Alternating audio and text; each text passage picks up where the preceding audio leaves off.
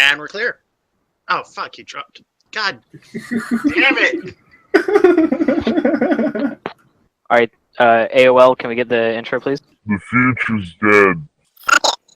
It's Homo Vulgaris. This is hell, this is hell, I am sorry to tell you it never gets better or worse, but you'll get used to it after a spell, for heaven is hell in reverse.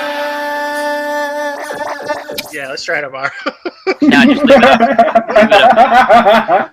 Leave it up. I've got like an hour of ranting about Dark Souls is actually about Geohell and the end of history. I can go to deep into my theory that the dark ending in Dark Souls actually about communism, and the light ending is actually about the perpetuation of capitalism and like just the stagnant continuation of the old world. Okay, so basically, you know how in Dark Souls you can toil away for hours and years killing the same mobs over and over again, and they just keep coming back? But yeah, it's basically like a hell world where things can happen but nothing can change.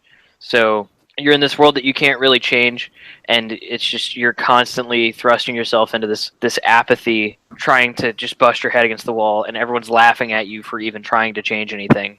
And that's what neoliberalism is. It's when everyone has completely sworn fealty to the status quo and the way things are to such a degree that if you try to lash out in any way, it will just metabolize your lashing out and profit off of it while everyone laughs at you for trying. That's what the world of Dark Souls is meant to represent, I think, whether or not they intended it. I'm sorry. The whole two endings of the original Dark Souls game is like the dark ending is actually supposed to represent the end of capitalism. It's like the end of the Age of Fire.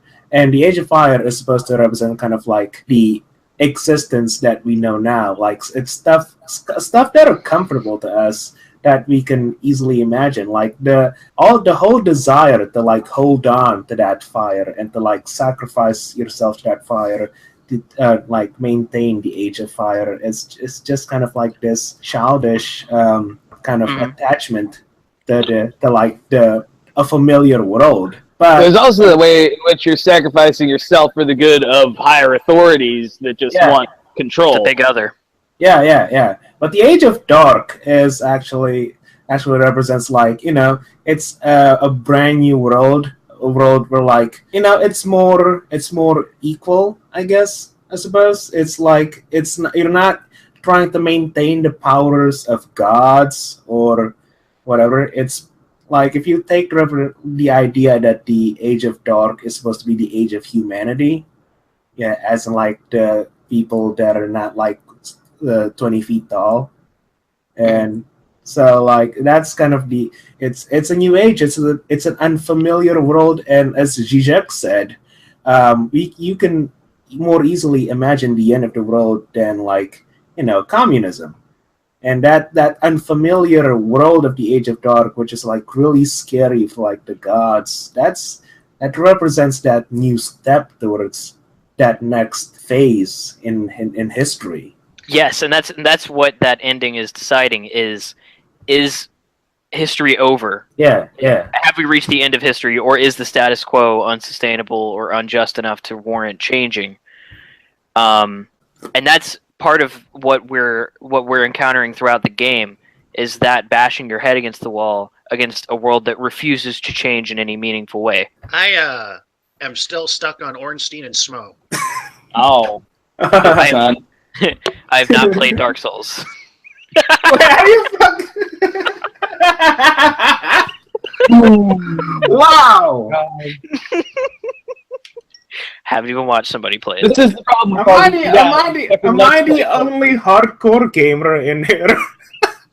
Hardcore, yeah, Dark Souls 2 is a little different because if you keep bashing your head, things do get easier because the enemies actually disappear. Yeah, they despawn after a certain limit, and that's why that game sucks. Yeah, it made me worse at playing it, because if I got frustrated, I'd get stupid and just die a bunch instead of like try and use my mind. Fucking Yeah, Dark. you really need a high level of IQ to. Yeah, to appreciate Dark Souls 2. No, but think about like what hell means, right? It's an eternal place, right? So it's a place where time doesn't pass, and that's when you talk about hell, you're not talking about a place that's just awful to live in. It's a place that is eternally sort of just what's it called? Ubiquitous. It's homogenous. That's the undead curse, right? You're not allowed to die. Yes, exactly. All of time is just this homogeneous spread, and it's the same across all of time. That's what a hell is. And so because time doesn't pass there, there's not this... It's a game about a sort of pervasive misery that covers this entire place, but it's not a game about a specific cataclysm. It's just a shitty status quo that is the same forever. And that's the difference between a hell and like just a shitty state. It's a world that is undead, not just its inhabitants. Exactly. Yes. And that's why like nothing dies in Dark Souls. Even the corpses, quote, that you see are just undead that have gone so hollow that they can't be bothered to shift when you step over them.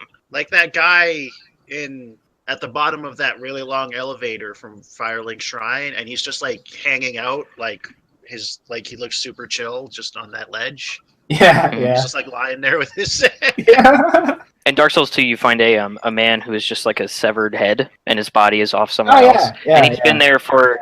You'll notice because it's a hell, people don't describe things in terms of how long ago something happened, because everything is just eternal. There's no time.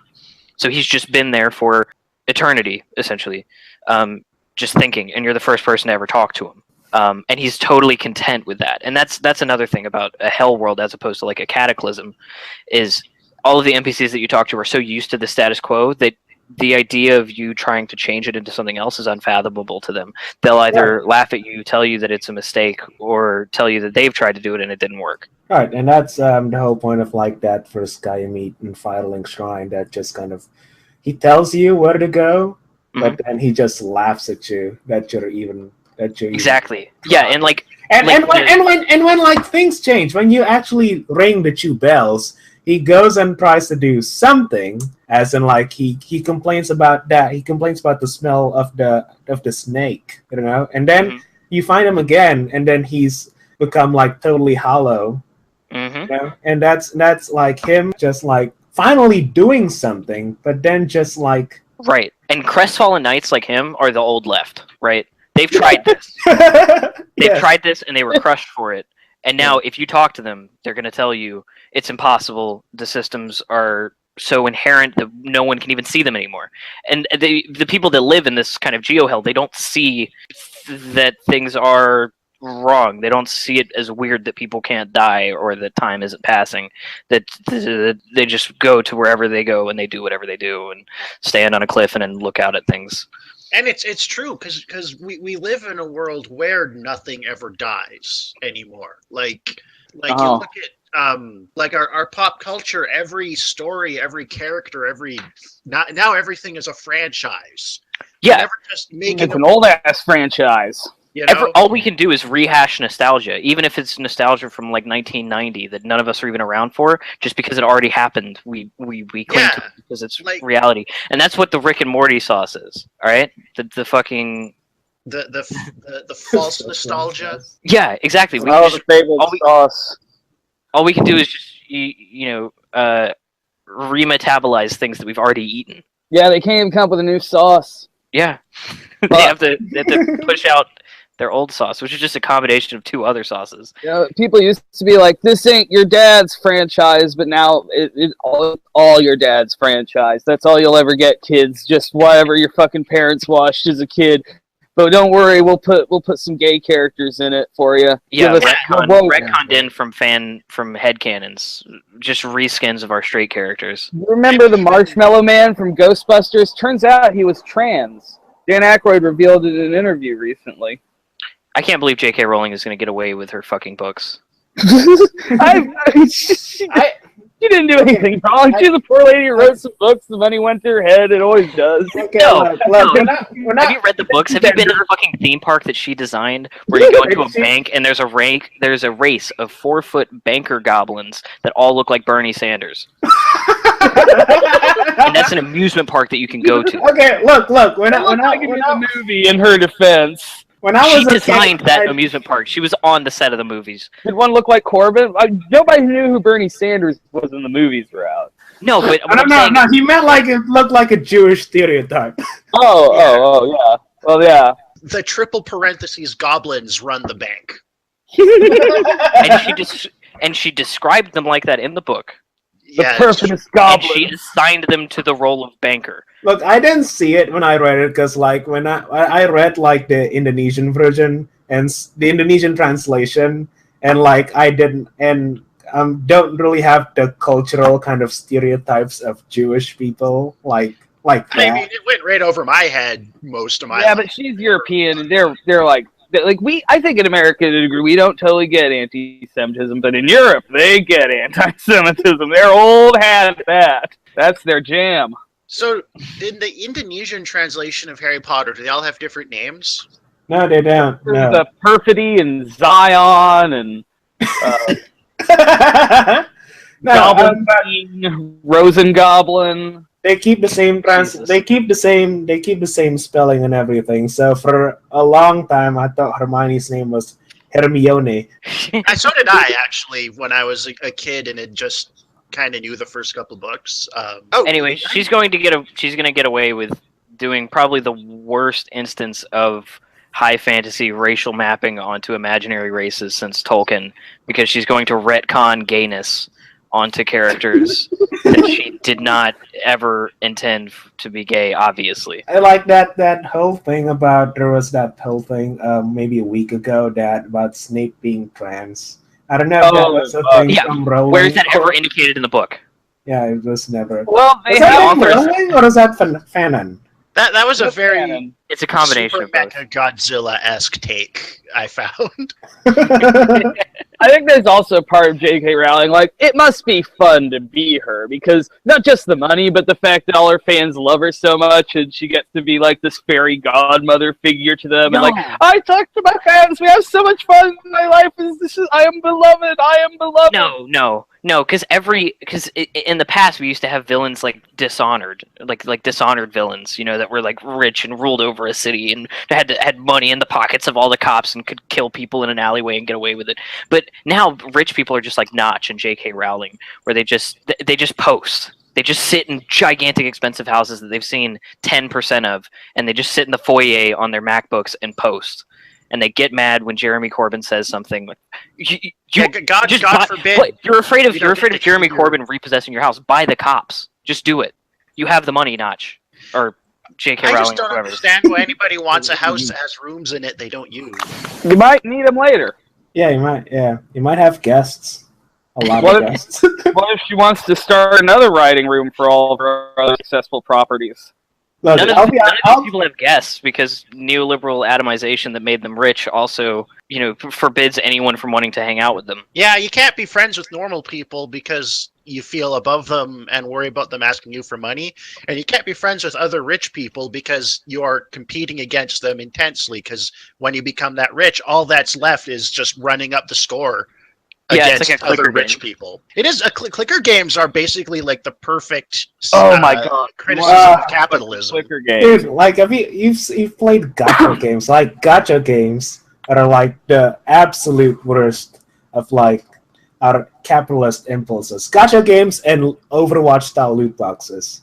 Oh yeah. Actually, Cookie Clicker helped radicalize me because I was at a point where I've been playing it, only kind of joking for a while. I was like, what am I doing here? I was just clicking a button to make a bigger number. I don't get shit from this. This is how capitalists live, with this joyless consumption of just like the bigger number, this like autistic obsession. You make And then people numbers start go running scripts for their Cookie Clicker to like cook their clickies, cook their clackies more efficiently. He's like, I'm running some scripts on Cookie Clicker. I'm up to like It's 20 billion cookies. It's completely nihilist. It's I want to click all these cookies so I can click all these cookies even faster. It's money. I want to get all this money so I can get more money. So I can spend it to get more money. So I can spend it to get more money. I think it's emblematic of how capitalism has conditioned our brains that people will sit down and play a clicker game for hours on end to run up numbers that they can't even trade for candy and houses. Have you played the? I think it's just a defect of people that capitalism exploits, that we're just wired to do. Like, we will fucking go for that little endorphin hit, no matter how stupid it is. Have any of you played the paperclip game that just came out, where you play as an AI that makes paperclips? No. No. It's fucking brilliant. Oh my god, I have to drop it in the chat, and you can drop it in the description. It just came out. Like, are you trying to design different ways to clip paper, like a serious thought experiment of, like, how would you design a paper No, you play as an AI that makes paper clips, and I mean, you can think for yourself, what is the end game of an AI whose only utility function is to create as many paper clips as it possibly can? And you play through that. I feel like this is like a huge step down, because like all other games, like you play as an adventurer or like as like, you know, a detective or a policeman, you know, cool stuff. But now you're playing as an AI whose job is to make paper clips. I had that feeling when I was playing Papers, Please, because I'd come home from my shitty job and play. It's like, why am I coming home to play a job simulator? Okay, no, but think about this game for a minute. Think about what's happening in this game. You end up driving humanity to extinction to make more paperclips or something? Well beyond that. Oh my god, yeah, I want to play this. This sounds like a Dyson sphere around the sun.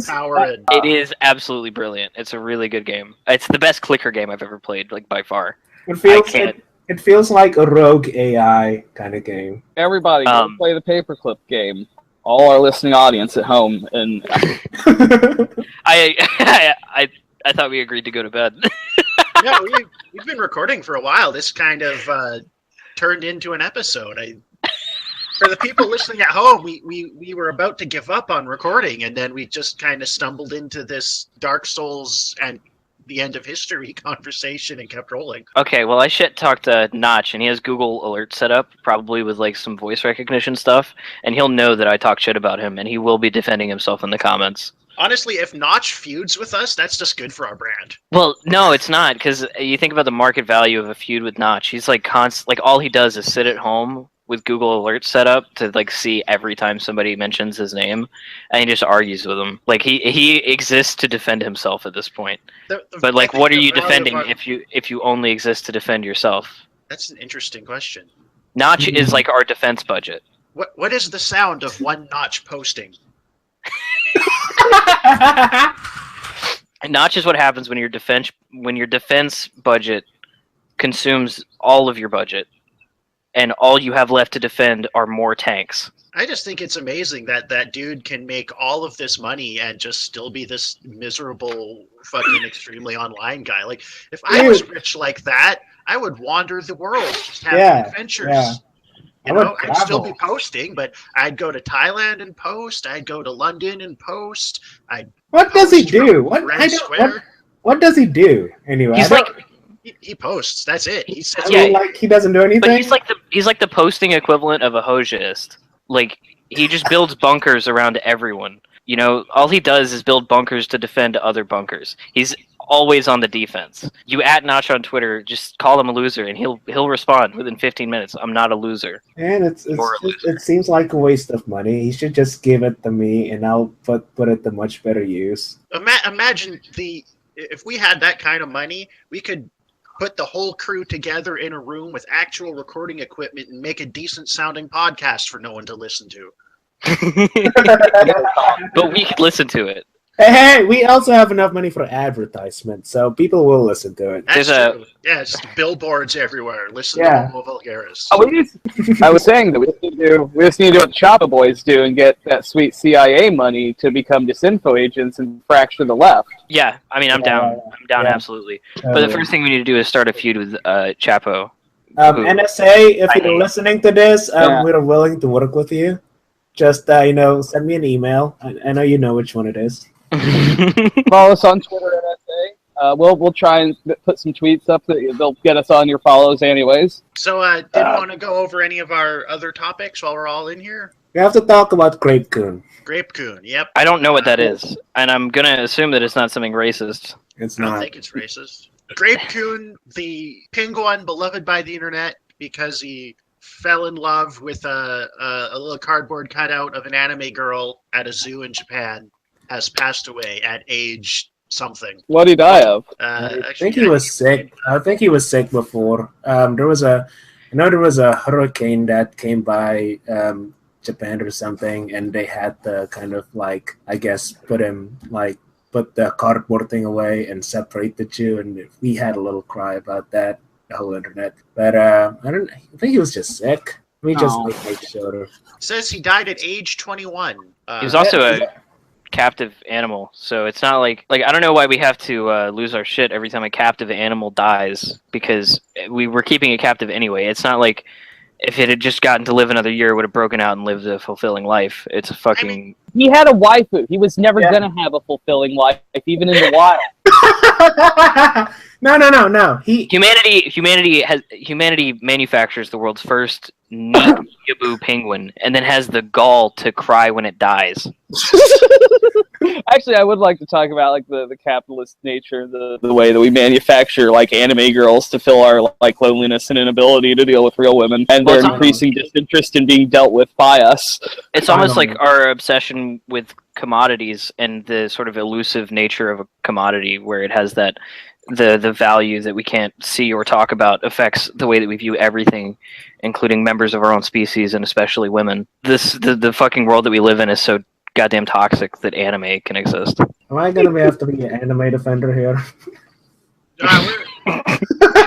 Anime. While we're talking shit about anime, let me just note that we got a new Ranma 1/2 shirt up on the Homo Vulgaris Redbubble. It's fire. It's Ranma, an episode, but it looks like an Evangelion title card. So go. I know the premise. I've still not seen Ranma 1/2. I don't know if it's a meme show or a show I should actually watch. It is a good show.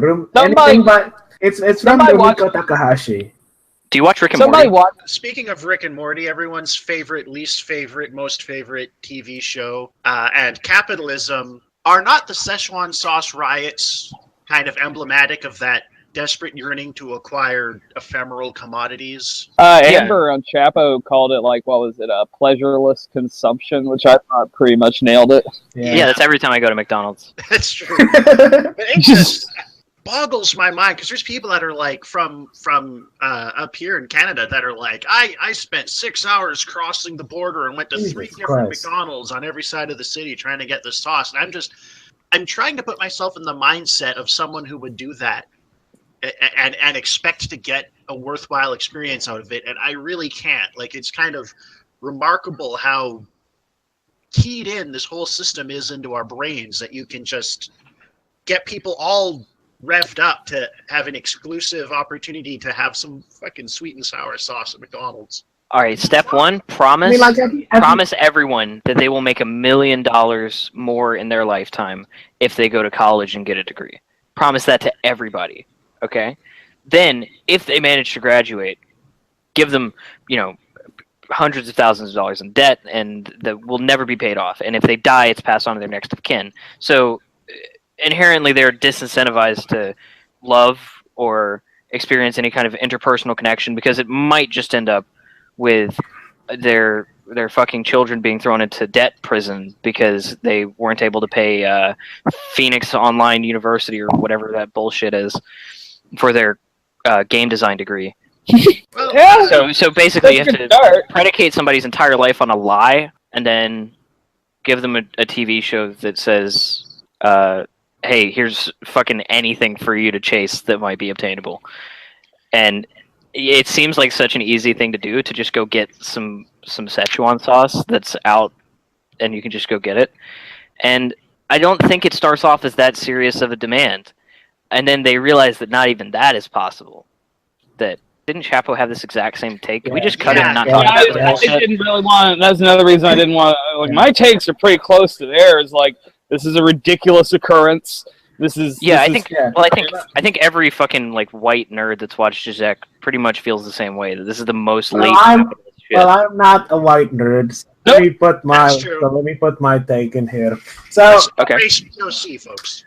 So we're not. You got a girl and you got 2 girls and now POC. All right. So when I first heard about this, I kind of like dismissed it as like just like a white person thing. It's just this the widest thing I've ever heard. Like just people lining up to get some fucking McDonald's sauce for knockoff Szechuan sauce in McDonald's. Okay, whatever. It's a white people thing. But then I saw that famous video. You know that one where that one Asian kid just kind of jumped on the counter and like yelling about Szechuan sauce and then literally rolling on. Give me my sauce, Yeah. Pickle Rick! Yeah, and he rolled on the floor like yelling "Ree," literally. Ree! I got a hard time watching that video. And then he ran out of the store like Naruto. Yeah, he's trying really hard to be funny. Yeah, and yeah. It just doesn't really. Yeah. It doesn't like none of it landed because he was just escalating it like wrong in the wrong direction. And it was very clear that like the service workers were supposed to be the butt of the joke, which is like the worst kind of public prank that you can do. Yeah, they need to be paid more. $15. Come on, $15. $20. You know, $20. by the time Yeah. we actually get $15, it won't even be enough to live on because of inflation. Yeah. We should have an infinite minimum wage. But anyway, when I saw that Asian guy just do that, I realized that that white culture is not just degenerate, but is actually infectious, and that, and I suddenly realized that the only good way for Asian people is to be a segregationist and to completely excise the degenerate influence on white culture on good Asian people by. What you're saying is that Tokugawa shogunate was totally correct to close off Japan from the outside world. Exactly. There are two choices. There are two things we can do. Either we can make our own separate state and push out all the white people, or we can just do a literal white genocide. And I'm not just that last one. Not just outbreeding shit, but like literal like concentration camps where you can just like put white people. But what are you gonna do about Japan? What? No, Japan. What about Japan? Yeah, I mean, wild card. If we didn't have white culture infecting Asia, we wouldn't have Samurai Champloo. That's what is white cowboy. culture? That's true. No, that's not white culture. That's black culture. Yeah. That's true. What about Cowboy Bebop? Jazz is black culture. Oh no. Cowboys are A white little culture. bit. Yeah, westerns, man. That's all on us. The West, man. What would we do? The white people have taken the best parts of other people's culture, like jazz, rock and roll. Well, even the Western is just a even story Szechuan about us. sauce. You stole Szechuan sauce from us. Well, yeah, that dude really wanted it. Our take on Szechuan sauce.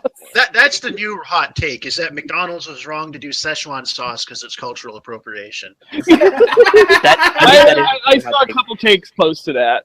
But I mean, that take starts to make sense when you realize that the only reason why anyone would go to McDonald's to get Szechuan sauce is whatever Szechuan sauce is. I don't even think that's a real thing. I don't know. It is a real thing.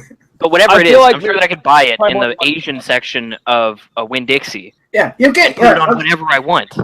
Yeah, literally, you can just That's go great. to a Chinese restaurant and just get actual Szechuan sauce, probably made by actual Chinese people. But that because doesn't I'm an sufficiently American, validate your consumer identity nerd thing. Also, this wasn't even licensed Szechuan sauce. This wasn't even like real Rick and Morty sauce. This was McDonald's like fucking little cash in on the show. They didn't fucking put Rick and Morty characters or anything on. Yeah, this wasn't even apparently pre-trained product But- synergy. This was well, it's their fucking McDonald's. sauce. Yeah. Yeah.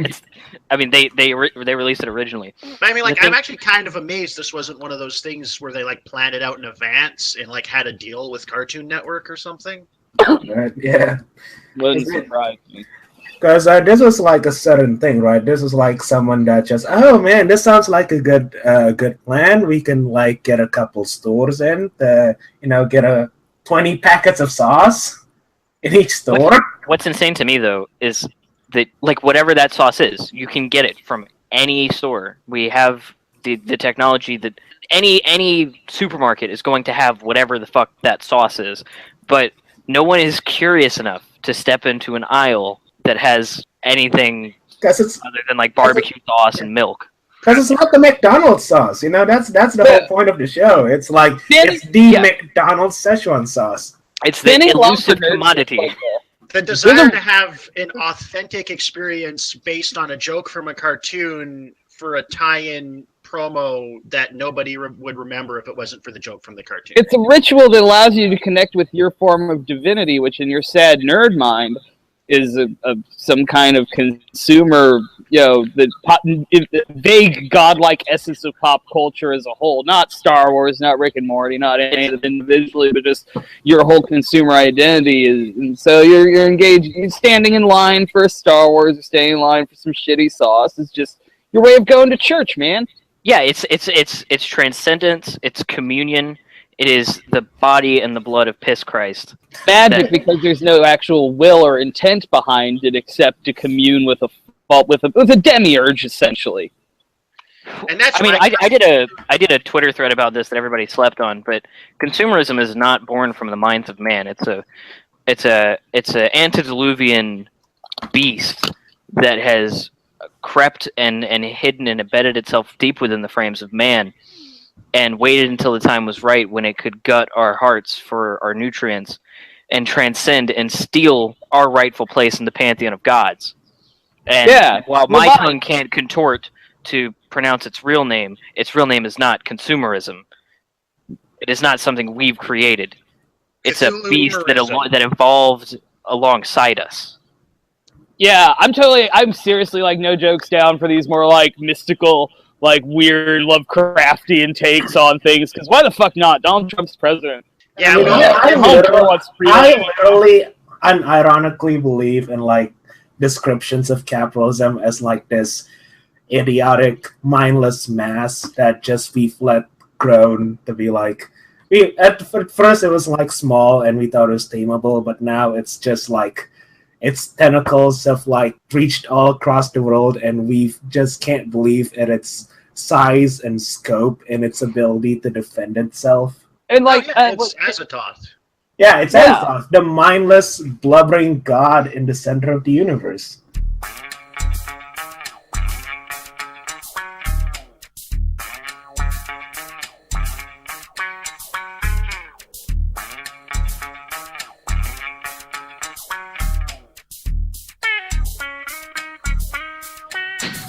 Pynchon, like, I think one thing is, I know I talked about Pynchon in the last episode, but in shit like V and Gravity's Rainbow, he's basically talking about the fallout of World War II, and there's things there that, like, the corporate conspiracies, the fucking Phoebus cartel, that are kind of the start of, like, capitalism's been there for a long time, but it's modern form, and I really kind of wish he was around to, I mean, well, he's around, he's just not written a book for a while, to do something about how everything's all zucked out, but he's not, he's old. And Bleeding Edge might be like that. But anyhow, nobody cares. I don't know if Thomas Pynchon is online. He's not. If he is, he keeps it very secret. And so I suspect he is somewhere under some name, but no one will ever know. It's just, every story, every ancient story that we still, subscribe to, it's describing this pantheon of gods to you, whether it's, Yahweh or... Lane. or if it's Zeus or fucking... a pantheon of some greater being, the infinity that humans... that we all sort of reach for that's unattainable. And it explains to you how mankind has a role in that infinity and how you can join it. And that's what communion is. You're taking in the body of Christ and all that stuff. And that all of that stuff was true. There is a higher being. There is a greater infinity that we could have reached. But because we let this changeling pretend to be our child until it outgrew us and killed us all, and now we're just gibbering madmen crawling around on the on the counter of McDonald's asking for some chicken dip.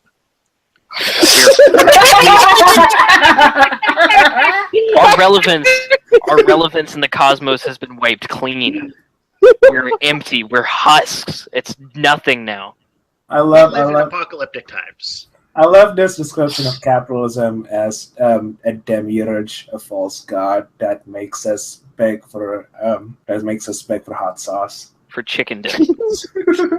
It doesn't make us, though. It's got us to the point where we're making ourselves do it. It's not sitting up like those McDonald's do. I mean, yeah, they fucked that up, but I really don't think McDonald's wanted a man to jump on their counter and then free while he writhes on the floor. I don't think that was McDonald's plan. No, that's exactly what they wanted. That's exactly what they wanted, because this fucking beast cannot be attacked. Everything you throw at it, it will assimilate into itself and metabolize and use against you. You fucking cut off one head. Yeah, you cut off one head and it grows two more. And when I was watching that video, I was thinking, God damn it, I want some fucking McNuggets right now. I did want to... I was watching the video and I was just being reminded of the interior of a McDonald's and what it must smell like. Well, that's the thing. Like, after I watched that video, I did go to the fucking the local McDonald's because their app, and I'm gonna plug the McDonald's app here really quick because it is great. You can get free milkshakes and shit on there. I love it. Like as tentacles me eyes come out of your eyes as you. Sorry, I failed my sanity check a little bit there. But I went there to get some of those fucking tenders because that day I was like, I know I can't get the fucking sauce, so I get some fucking chicken for free. But even Marx in his day described capitalism and its forces as something that were unleashed by the upper class, the bourgeoisie, without them really understanding what they're dealing with, and that's every Lovecraft story. And that's that perfect description in the Communist Manifesto, like a sorcerer that has lost control of their creation. Yeah, and that's perfect. Mwah! So basically, yeah, Marx said meme magic is real. Yes, yeah. Hail Keck. Marx predicted the meme sauce. You can there's a very specific chapter in Capital about it. Just ancillary to this, I don't know if anyone else saw on Twitter, it made its way into my timeline, there's this little exchange between the Rick and Morty Twitter account and Elon Musk. Yes! Oh, God! No! I bet Elon Musk did write that. You have to have a high IQ to understand Rick and Morty. He was the guy who wrote that post originally. Like, it was literally the moment said Rick and Morty and Elon Musk might be writing your reality. And I'm all, get me out of this reality. I don't want this. I don't want to be part of this. Take me out, fam. The reality of Rick and Morty, though, does present one in which Rick is essentially God. He can do anything he wants, and he's drunk, and he's bored, and he's shitty. And, I mean, so, you know, it does give a good maltheist, atheist, weird, I don't know. It's kind of, yeah, fuck. It's a good show, but fuck it. I dig what you're saying. I'm just worried that if I try to eject myself from Elon Musk's reality, that it's like that thing where, given a probability that you will die, it will always, the world that you continue to exist in will always be the one where you do not. Which means that we're all doomed in our own individual realities to our reference point being eternal. So if I just headbutt a rail spike to try and just eject myself from the miserable world that Elon Musk has built for me, that I'm just going to have to walk around with that rail spike in my head, because there's always a chance that I'll survive, and that chance will always be the reality that I continue to exist in. You know, back in the 60s, a lot of the hippies, the 70s, and Robert Anton Wilson types were very into immortality technologies and the idea of, like, in 20 years we'll have immortality, and now that our generation basically can't conceive of anything worse than what they saw as utopia. We want to make better death pills. Like, have you seen our fucking... I noticed a rise in school shooting memes. Most of them Star Wars Episode 1 related. I've seen... I don't know, just the weird... It's rampant nihilism. Yeah, the flailing, random, like... It's not even, like Strindbergian, like, really, like, truly morose. It's just where nihilism is baked into the day, like corn syrup in everything. Oh, God. You're killing me right now, man. No sense. I can't sit there. Like, with this, it's kind of related. Like, I can't fucking sit down and play video games, enjoy myself. I think I should be recording it and saying something funny over it, because I have to put out content, because I have to turn myself into a brand and get Twitter famous or some shit. If I'm ever going to escape this fucking hellhole enough to, like, not have bosses Yeah, and that feels like it's unique to your specific like aspirations, but nobody is ever off the clock anymore. Yeah, I took Molly for the first time a few weeks ago. It was the first time in like 10 years I think I felt genuinely relaxed. Yeah, like you clocked out. Don't do drugs, anybody. But yeah, it's but like this is why people do drugs, is because it's the only way to clock out. It's like if you aren't working or producing something, you're not living life. It's like our whole idea of what it is to be alive and live your life is to be producing content, making because stuff. because the fact that a gig is always an option now means that like in the same way that when you like sleep in, you can't go to work, or you get let off work early or something, you're always thinking like, I could be working right now, I could be making money, except now that extends into your entire day, because you could be driving for Uber, you could be writing scripts on the internet, you could be doing whatever, and now that's internalized into the system where the sustainable life is that, right? Because it's always going to be however much work it can milk out of us. Our death anxiety is one of the things that's exploited to make us work.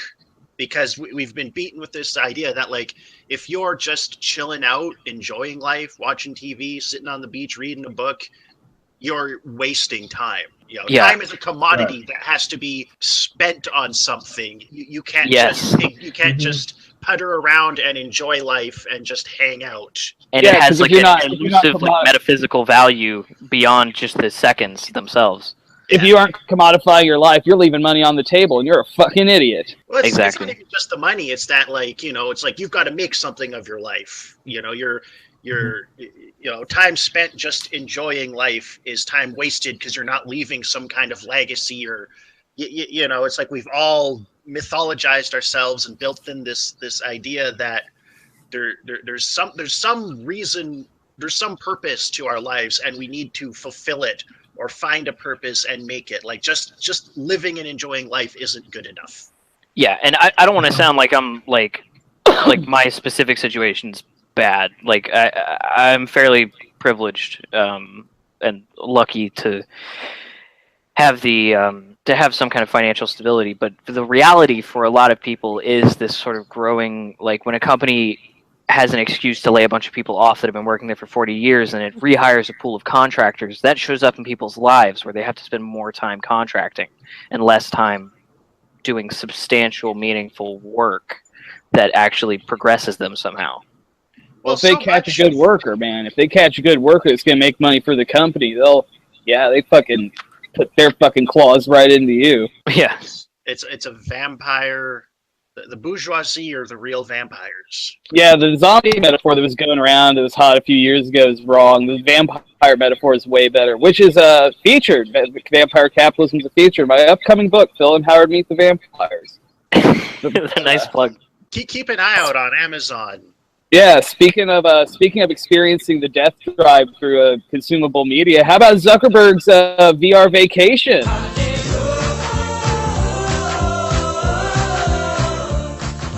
That was fresh as fuck. That was the best thing I've ever seen, because I think I saw the future in that. I just saw like a future of like rich people kind of in their weird Miiverse avatars from the roof garden. Smiling, and it's still like buggy and laggy and Oculus-y. Smiling cartoon rich people. Hanging out in front of this absolutely destroyed, flooded city, just like, hey, this is pretty cool. High five. This is amazing. Look at our crazy technology. It's amazing. It looks like I'm in the middle of it. Nero playing his lyre while Rome burns. Yeah, I mean, I love especially that they were literally near the fire. Corporate roof garden. Like in fucking San Francisco, and then just zooming into this fucking ruined area with their like, you don't look like that, Zuck, you ugly. Yeah. That little cartoon boy. And, yeah, your eyes aren't completely black, and your mouth doesn't open to reveal an oblivion from another dimension. I like that the lady even there was wearing sunglasses, like she didn't want to be seen. Like even her little cartoon avatar had those big, like, don't look at me sunglasses. Yeah, like, and they don't like track to her head properly. And that's like a bug with like Unity, where if you don't parent things properly, they'll just track like one frame behind whatever they're parented to. So you move your head around and then your glasses lag behind by like a frame, and that was what was happening to her. So I'm just like watching this just shitty, like it's a pain in the ass. I mean, it's kind of like the feeling that I got when I watched Rick and Morty, where like for a split second I was aware of every neuron in my mind and I had mapped it out, and I was acutely aware of the fact that my own consciousness was a byproduct of my existence, and that it wasn't my consciousness making the decisions about my actions. It was my actions rationalizing themselves through my consciousness, and that I didn't actually exist. I was just witnessing things. When your IQ passes over 180, that'll happen. When my IQ hits 188, you're going to see some serious shit. And this isn't a particularly new thing. This is this kind of like Silicon Valley technophilia, where progress for its own sake, no matter what direction it's being cast in, is always a good thing. And I can talk a lot about that. Like, it's more sophisticated doodads and toys, but it's never for anything. It's just a couple of high-resolution TVs in front of your eyes with a fucking gyroscope and head and earbuds. It's like, is this some gimmick bullshit we think people will buy, not does this serve a meaningful purpose to the world or the people in it? Exactly. Well, soon, the real future is that they're not just going to... Because right now the Puerto Ricans are lucky. Zuckerberg wasn't actually there. They didn't have to interact with him. But in the future, there'll be little fucking hollow emitters everywhere, little Pepper's Ghost booth. Which kids teleport there and like test their locals in person. Yeah. Like rich holograms kind of like floating on the floodwaters. Yeah, just in the future where just like people's tweets just fly through the sky and they're real racist. Yeah. Little hologram Markov bots of Mark Zuckerberg that are just loosely based on the real thing, hovering over your shoulder like the goddamn Microsoft Word paperclip. Like, and then they say, you're trying to hang yourself. Would you like me to call the police? Yeah, but there's always like some piece of proprietary software that it was built on that like draws from a library from some dependency that's loaded in real time from some fucking server, and some adware gets a hold of it midstream or some shit. So it's gonna be like a shitty bot. It's gonna be hovering there just gibberish, and half of them are gonna be fucking broken. The rest of them are gonna be like stalling to try and load an ad for Skype. It's bullshit. It's because it's not like a communist dystopia. It's not like Stalinism, where at least it doesn't have the weight of commodification on top of it. So we're going to have all of that shit, but it's going to be corporate. It's going to be like iPhones, where the drones have to be like forced obsolete. It's going to fucking suck. We don't even get to have a cool dystopia. It's going to be a boring dystopia where people keep glitching out of existence. Walking down the street is going to be like going into the starting area in literally any MMO, and it's just going to be thousands of glitchy, ugly Second Life looking hologram people screaming at you to buy shit. With like default characters. I hate to put it on him, but I think Steve Jobs kind of invented the dystopia. Took away the cool part of the dystopia when he was just like, I don't know, what if computers weren't ugly? Yeah, what if computers weren't ugly, but they just broke? Yeah, we needed that. We needed the part where you take out the boxes and there's giant wires everywhere and there's a big unwieldy thing I have to like jack the back of my head into. Yeah, that's what we were promised. I was promised capsule hotels and amphetamine. Yeah, you can't even have the Blade Runner kind of dystopia anymore. Now it's all like a squeaky clean kind of sort of. It's more like a Scanner Darkly. I like my computers looking all computery. I don't like these smooth, featureless orbs. I mean, give me buttons and screws and lines and wires. And the Zuckerberg thing, though, I mean, what I was going to say is that this is a push by, like, VR influencers, I guess you'll say, in, like, magazines and things, and this general, like, tech blob. It's hard to name it specifically, but their goal is to feed off of that blind Silicon Valley, like, tech for its own sake shit. And the way that you have to do that is that every time there's a new technology, you have to somehow explain how it's going to feed kids in fucking India, or how it's going to unflood Bangladesh or whatever. And for VR, the vector by which they're arguing that is that it's going to make people more empathetic, and that it's going to make them donate to things. And there's all kinds of projects right now that like put on the goggles and pretend to be a Syrian refugee, and obviously it's nothing like being a Syrian refugee. It looks something like Finest Hour, about that level of graphics. I saw that weird fucking human tragedy simulator, and it's like... Yeah, and it's not a... It might temporarily show enough of an effect on your empathy to show up in studies, but it's not going to make you do something about it. It's not going to correct any kind of systemic bias. It's just something for the bourgeois to step into for as long as they feel comfortable, to absolve themselves of the guilt of the world that's dying around them. It's really gross. Like it's commodifying tragedy. It's making money out of tragedy. Exactly. It's capitalism absorbing any crisis, metabolizing it, and then pushing it back to create more crisis that it can then metabolize. And Mark Zuckerberg, when he did that, he thought that the purpose of it was so implicit that he wouldn't even have to make that clear, that he could just get in and make it an ad for the Oculus, because he thought that people would... It's so self-evident that mentality in Silicon Valley culture that he didn't even think that he would have to explain why he was doing it, or that people would think it's in bad taste. So he just made a bald-faced ad for the Oculus Rift out of the Puerto Rican crisis. But but that was just the most cynical example of it. It's actually something that's going on in Silicon Valley and elsewhere. I work in VR, and it's a... because people have kind of realized that it's not going to be like the waifu era that they were promised. That we're not going to get super fucking video games that you can shoot somebody and it feels like they're really dying. The holodeck.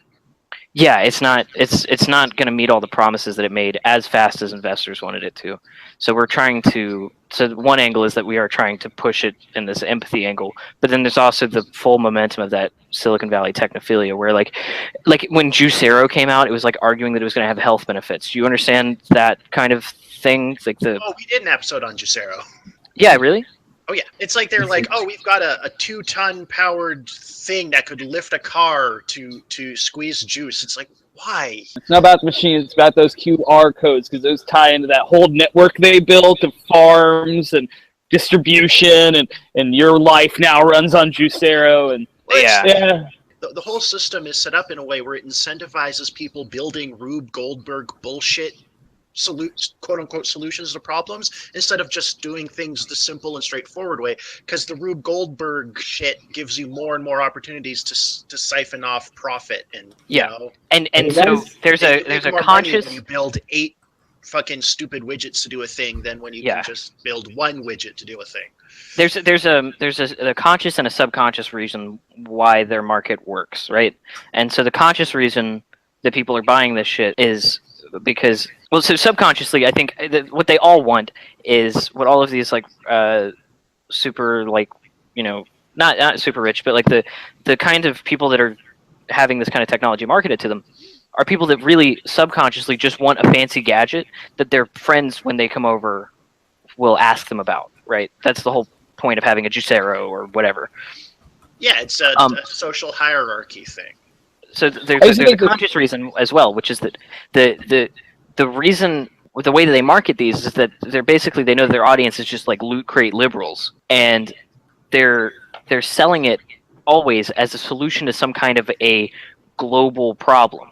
So if you have anything at all related to food, you have to find some way to argue that it's going to solve obesity, or it's going to help people diet, or something like that. And with VR, it's supposed to have this psychological effect that it's going to make people more empathetic because they're stepping out of their bodies, and that's simply not the case. There's no reason to believe that. But because superficially we want this gadget that we can have for when our friends come over. Yeah, people will accept any belief, no matter how convoluted or obviously stupid, that tells them the thing they're already doing and want to do is okay.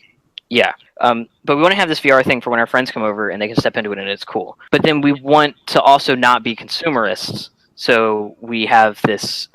So we have to have this reason why VR is an intrinsically good thing that's making progress on the world, and that thing is that it's an empathy engine. And even though we know that that's not the case, we still have. They're still arguing that, and that's why Mark Zuckerberg does this, even if he has probably no idea how to do it. But it's a pervasive thing in VR marketing. It's an entire sector of the people that are trying to sell it. Well, I'm really disappointed I'm not gonna get my waifu. Number one. Number two. Yeah, me too. Me too. That's really. I was already not sold on VR. Now it's whatever. If I can't. Waifus are the only reason to get VR. I'm just disappointed now, and I'm just gonna I'm not gonna buy the Oculus Rift anymore. I'm not gonna steal it anymore. Breaking news: Homo Vulgaris, VR is dead. No waifus for anybody. I'm making a VR game, so We'll have waifus. I don't want to shit on the game so much that my game flops. Do you think there is any point where VR becomes good enough and cheap enough that it becomes like a thing people actually buy, or do you think it's HD DVD? I try not to predict the future. Is it gonna be Sword Art Online? Are we gonna ever get Sword Art Online? So the problem right now is that VR headsets are way too sweaty. I would never play something that required me to ban it for more than like 15 minutes. Yeah, it's a novelty right now. It plays really well at conventions, and there's enough people that own it that if you're a small team, you can turn a profit by making a game, and it's easier to market because it's a smaller market, so you stand out more. But it's not something that you'll see the AAA scene really digging their heels into anytime soon. It's if Bethesda tried to make a game for it from scratch, it would be they just wouldn't get the return because there's just not enough people who own the Vive or the Oculus. Everyone could buy the game at $60 and it still wouldn't be enough given their inflated budgets. Yeah. But have you managed to port Cookie Clicker to it yet? I have no idea how that would work. I have done similar things. I had an RTS game that kind of played like a clicker, but I stopped working on it because I got fucking exhausted. Can I upload myself into the internet like at the end of Lawnmower Man? Well, kind of. Lawnmower Man? Kind of, but what's going to happen is that you're going to sit on ass with this headset on, and then it's going to get sweaty in there, and you're going to take it off. That's it. I'm not. I haven't tried VR yet, but from what I've seen secondhand, it does not look terribly impressive. Yeah. It's an insane feeling to step into it, and you have full depth perception. You can look around physically, and it tracks seamlessly. It does feel like you're really there. Maybe not in a Puerto Rico sense.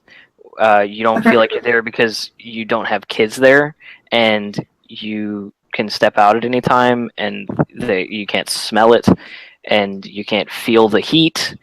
Obviously, none of that's there, right? Yeah, we need smell-o-vision to go with our VR before it really works. Before it works for tragedy tourism. What it does really well is games, and I think if you just use it to play games and just let it be less than your commodified ideal of it, that it's going to save the world. It's like, just let it be a fucking game. Just let it be a cool gadget. I can't get my waifu, but maybe I can go visit Syria. I think that's more about people always wanting to buy a new thing. I think, like, on some level, you know, we commit so much of our lives just to making money, and then we get that little satisfaction you get, like the same little Skinner's box satisfaction you get when you're playing Call of Duty and you unlock another gun or some stupid thing. It's like we get a little bit of money and we unlock a new house, you unlock a new car, you unlock a fucking Juicero with your points, and it's like there's that brief moment of satisfaction you get before life just goes back to normal and isn't really any better with this new thing. And I think what we're really looking for with all of this ideology, with all of these narratives and all the moral shit and all of the cost of saving the world is built into the cost of this coffee because we'll donate 10 cents out of every dollar to Amazon replantation or something. And all the thing about the we're just but we're just chasing that. You can't see it, but I'm tugging on my shirt right now. We're just chasing that satisfaction of just that initial weird endorphin kick you get just from the act of buying something. Like, how many of us have a bunch of Steam games we bought cheap on sale and have not played, and they've been sitting in our library for a decade? Yeah, of course. And you know, I buy them when they come out or whenever they're on sale, and then it's 2 years later, and it's like I try to play it, and it's like I'm holding a warm Coke, and it's not the real thing. No, and I think that's all of the ideology is just like the way you describe consciousness itself. It's just a post hoc rationalization for fulfilling a very simple, stupid impulse. There is very funny scene in American film. In this scene, the man goes into the coffee house, and he said to the GameStop, and he says to the cashier of the GameStop, she says, I wish to buy the video game on the Steam sale, and the GameStop employee looks to him and says, I am sorry, we do not have the video game. And the man says, very well, I will take Steam sale without the video game. Yeah, you can just... The idea of the unattainable, which is the pleasure you gain from saving the money on the video game in the Lacanian sense. I want Well, like, what if I you want could, Bioshock. Bioshock goes on sale. I do not want Bioshock. what if you could take video game achievements and sell those to people? Like, you buy $10 and you unlock the achievement instead of doing it in the game. Guys, what if we're the big other, and we were the big other all along? The real big other is the friends you meet along the way.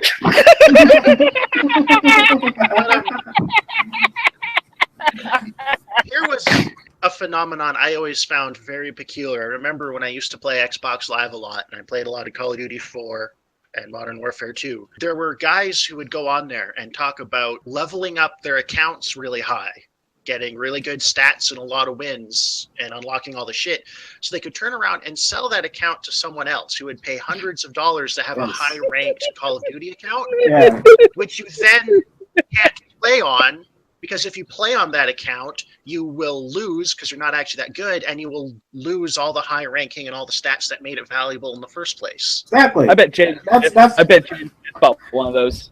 That's the logic of selling your World of Warcraft character. You make it the level 80, and then get all the coolest gear, or like grind all the coolest gear on it, and then you sell it to some chud who's never played like a warrior before, and doesn't know how to play them, doesn't know like the logic behind the class. I've worked all of the most late capitalist possible jobs that you can have. The first job, and I'm sure you guys can probably relate to this and to some degree. I don't think it's particularly uncommon, but like the first real job I ever had was when my parents got me a car, but they said I had to make the car payments, right? So I had to come up with this money, and while I was putting in job applications, I realized that instead I could just sell scripts to kids that own Gary's mod servers. Because I could code Lua, you can write scripts and you can sell them to whoever. So I was able to scrape by and make enough money doing that, and then I realized that I'm making way more money, or way less money than hourly than if I just worked at Crystals. So then I wound up working for I started smoking cigarettes, and I worked at a place that did Amazon arbitrage, which I don't know if you know how that works, but it's the most post-industrial possible thing that you can imagine. I don't even know what that is. Amazon arbitrage. Basically, here's what happens. A lot of people in my town are employed this way, by the way. And it's a giant grift. And remember how this works anytime anyone tells you that capitalism is the most efficient system and that it cuts costs, because it cuts costs for the company, but it doesn't cut all costs. So, well, yeah, any costs cut for the company go into the profit margin, not to reducing the cost to consumers. Yes, exactly. So say Frozen comes out, and they have this doll, this Frozen Elsa doll, and they send a bunch of them to a Walmart. Have you ever been to a Walmart to try and buy a toy? It's always out. This is because I worked for a Magic the Gathering card shop that made no money off of cards. We made our money off of... We would send people out to the Walmarts in town and then out of town. Some of them, sometimes they would drive like 3 hours out with a van, buy all of the Elsa toys off the shelves. While there were kids there that wanted them, they would get every single one that they could, and they would bring them back to the shop. They would do this for anything they had a positive ROI for, and there's actually an app. I don't remember what it's called. Anyway, you scan a barcode, and it checks that UPC on Amazon. You put in the price, and it tells you what the ROI is after shipping and after all the cuts and everything. So then we would find the cheapest possible way to ship those to Amazon. And because we were technically a Magic the Gathering shop, we had a storefront, we were a toy store. So we, as a toy store, can sell to Amazon. And so we would send them shipments of whatever we had a positive ROI on. And ROI is return on investment. Oh, fuck? Wow. Yeah, so anything that we could ship anything that we could buy and ship to Amazon. So everything that you're seeing on Amazon that's fulfilled by Amazon but isn't sold by Amazon was not shipped from a distributor to Amazon, right? It was shipped from a distributor to a Walmart, and then some company bought all of the ones at that Walmart and is now selling them on Amazon. So it had to be shipped from the distributor to the Walmart, and that's fine. It has to be shipped there. Then it had to be shipped in a van from the Walmart to our shop. Then it had to be packed there, all of the labor to unpack it at the Walmart, then ship it back, pack it up again here, ship it to Amazon, to a fulfillment center, then unpack it there, and then pack it to send to an individual and ship it again. We all made money along the way, but the individual that's buying it is getting completely screwed, especially if they tried to go get it at Walmart first. And we did this for tons of stuff. We did this for board games, and eventually we had enough money to get distributor contacts, right? This is the most insane part of it, and it made no goddamn sense to me. Because if the product belongs at Amazon, why isn't the distributor just shipping it to Amazon? So we managed to get distributor contacts because we were a toy store, and we would just buy at distributor prices from the distributor in bulk and then ship it to Amazon. You're not producing anything. You're literally making profit just by inserting being an extra step in a distribution process that does not need to exist. Yeah. That's capitalism. Because the distributor, the distributor ships it to Walmart, and it's a waste, right? Obviously, it's a waste because it's going to end up at the consumer. Why doesn't the distributor just ship it to the consumer? But the distributor's making money because they're selling it to Walmart. Walmart's making money because they're selling it to us. We're making money because we're selling it to Amazon, and Amazon's making money because they're selling it to the consumer. So no one wants this process to change. So you hear this, and you just every argument about capitalism being the most efficient distributor of goods just completely falls apart. It completely goes in the toilet. Yes. Profit motive just incentivizes people to grift themselves into useless middlemen. Exactly. So my job at that company. Listen, here's what my job at that company was, and it plays like a cookie clicker game where it just becomes so obviously unsustainable. But my job at that company was to go on Amazon, and every day I would come into work and I would scroll through all of our listings, and anytime where somebody had beaten our price by 1 penny, I would beat their price by 1 penny, and I did that every day. And then we found a bot to do that for us. But the problem was that it would race people to the bottom if they also had a bot. And then and so in the course of a day, the Frozen Elsa toy would go from $15 to $8, and we would just be losing money on each one. And so we'd have to throttle how fast it was willing to go, and then only drop the price at certain times of day. Oh my god! See that AI's running themselves into the ground while you guys were out of Walmart. Also, the best part is that the whole point of the grift is so that we can all have jobs, right? We need to work. The problem is that as we keep automating things, we just automate ourselves out of a job. We're just going to create a system where we've got a bunch of poor people living in slums, and then a bunch of robots all selling stuff to each other. So the robots can be rich. But I mean, that's exactly the feeling that it had, right? Because I was, it used to take 3 people to constantly be watching the prices and making sure we weren't getting pennied. And we realized there were bots, so we bought a bot. And we had to pay a monthly price for this bot, but it was worth it. But then there's 3 employees who are just standing over each other's shoulder watching the bot. And this is why you should just make a co-op with that company, so you can those 3 people watching the bot can just Well, no, because if it were a co-op, we would be getting compensated for the value that our labor produces, which is $0.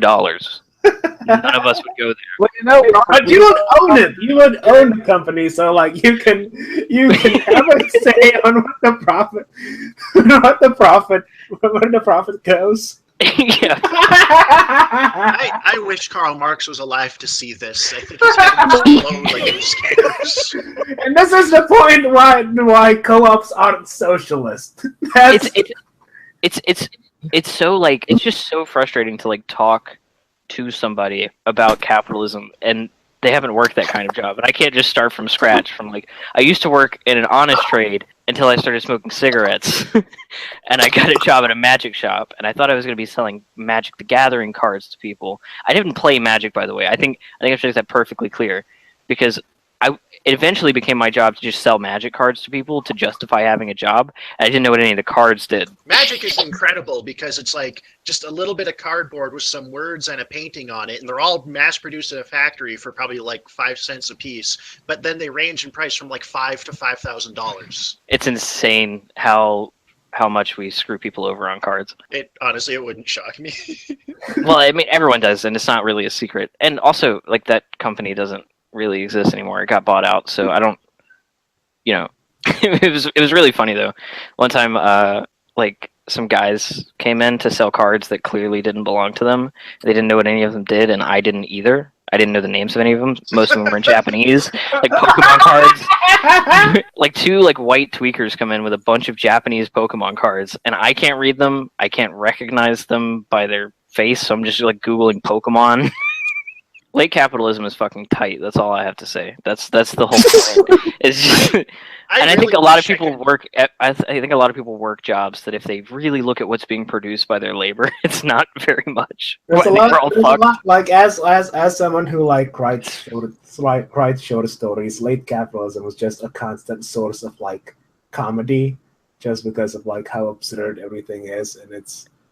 From that aspect, it's fantastic. Well, have you ever read Catch 22? Yeah. Oh, yes. Yeah. With the guy, Milo Minderbender, and his whole scheme, like selling army goods and trading them for Egyptian cotton and all this stuff. I didn't want to bring it up. I did not want to bring it up. But listen. You know how the thing that kills him is that he has bought all of this cotton and it's just sitting in these Egyptian warehouses and he can't sell it? Yeah. Okay, so as soon as we got these distributor contracts, right? And so what we can do is we can build up terms where we have like 30,000 or like, we have 30 grand or something that we can spend from this distributor that we pay back at the end of the month. So we can buy a bunch of shit and then sell it, and then we pay off the debt, and then we have this distributor relationship. So we were growing really fast, and we noticed that we got a really good ROI on the Pie Face board game. Do you know what Pie Face is? Okay, Pie Face. I think Pie we Face have a version of that. It's like it's a game where there's a little machine that'll hit you in the face with a pie if you don't do something or other, right? Yeah. So you take turns sitting there spinning a little dial with this hand with whipped cream on it. Oh, it's like Russian roulette, basically. Yeah, and you just take turns spinning the dial, and one of you gets a face full of pie. So we had a bunch of them, right? We bought a bunch of them because, like, hundreds, because we got a really good ROI on them, and they sold really fast. And before we can pack them and ship them to Amazon, guess what happens? Pie Face 2 comes out. And I think it's pretty obvious. When Pie Face 2 comes out, nobody's buying Pie Face 1. So we can't move these. And we have to pay off these distributor terms. And that was like our, like how Milo Minderbender had the cotton that he couldn't move that destroyed his entire operation. That's what happened to us. It was Pie Face. I mean, it was one of many things, but I just remember people would come into the shop to play Magic, and towards the end of it, we had like all of these like frozen Elsa toys out that we were trying to sell to people. And, like, yeah, I remember. You look at the back of the shop, and it's just like hundreds of boxes of this Pie Face board game. I remember someone tried to open up a hobby shop here in town, and it was only open for about like a year and a half, 2 years before they went out of business. It was the same thing, just like all of this stacks of nerd shit that no one ever bought. Mm-hmm. And just kept cutting the prices, just trying to make something back on it before they closed down. Yeah, but like all of our stuff originally was nerd shit, where you come in and there's like, some Magic cards or some shit that we're selling. But most of our display cases by the end of this had like some fucking children's toy that no one wanted. That's fake. It's like the world. It's like capitalism. Still not working. Some of it. Can you cross the street to the old folks' home with your laptop? The source of your Wi-Fi signal. I just didn't freak out the olds. Make friends with some old people and just like stay the night. I think what we're looking at right now is like the hauntological expression of cyberpunk, where during the a short hairy guy lurking outside an old folks' home with a laptop. Yeah, we're up late talking about late capitalism, and and one of us is lurking outside an old folks' home with a laptop, like with a ski mask, hacking the network. That's as close to the realization of cyberpunk as we got. It's the hauntological cyberpunk. Dude, seriously though, just like go in there and like make friends with some old people. They probably need the company, and then so just stay the night one day. Every time you want to do the podcast, just stay the night and just like, hey, can I sleep over? I'm right by their door now.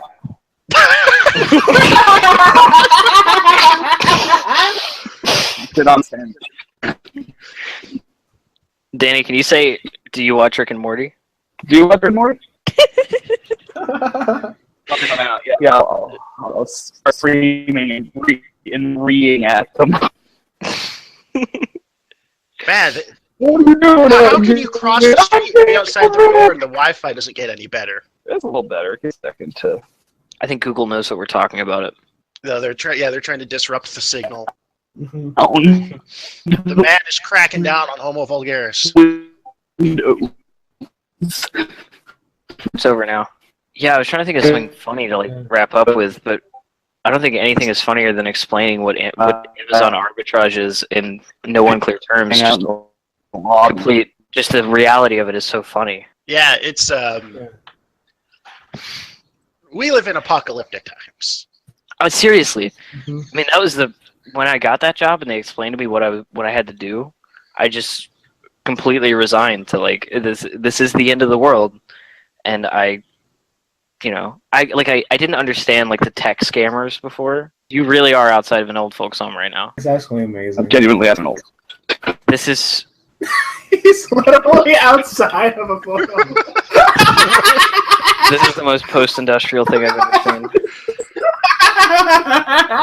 Right, humanity has peaked, and now we're crouched outside an old folks' home trying to make a podcast.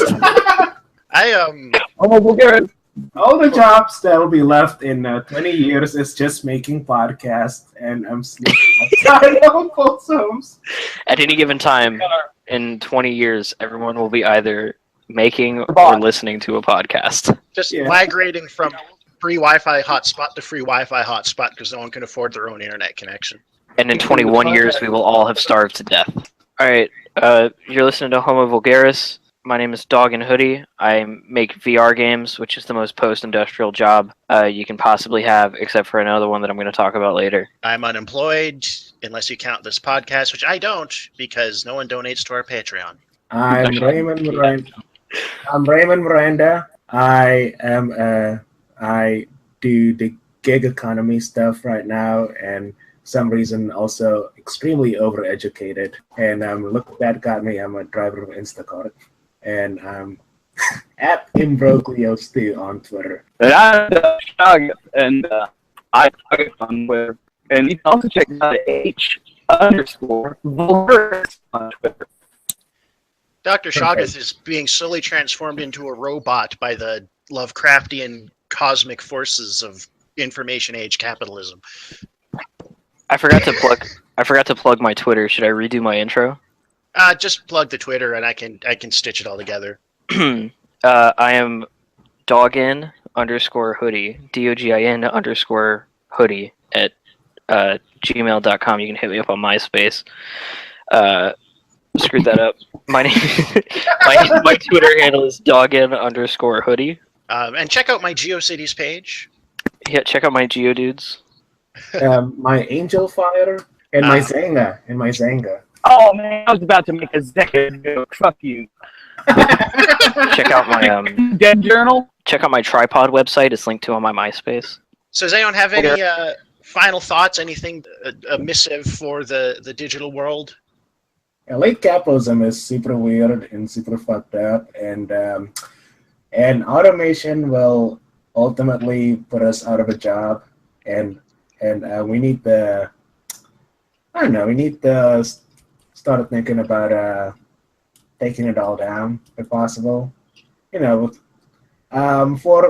Sometime before the impending climate crisis that's gonna make the equator uninhabitable in a decade or two, maybe. Sometime before that.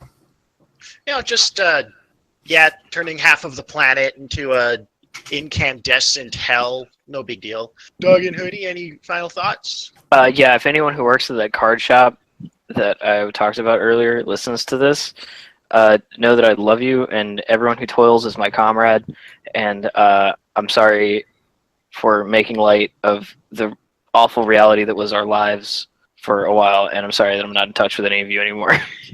Call me. And I think I can speak for Shogs when I say beep, boop, wop, crack, metallic grinding noise, dial-up. Sounds good enough to me. I was going to say something along those lines. Oh, and finally you're coming in through clear right when we go to end the episode. Suck it indeed.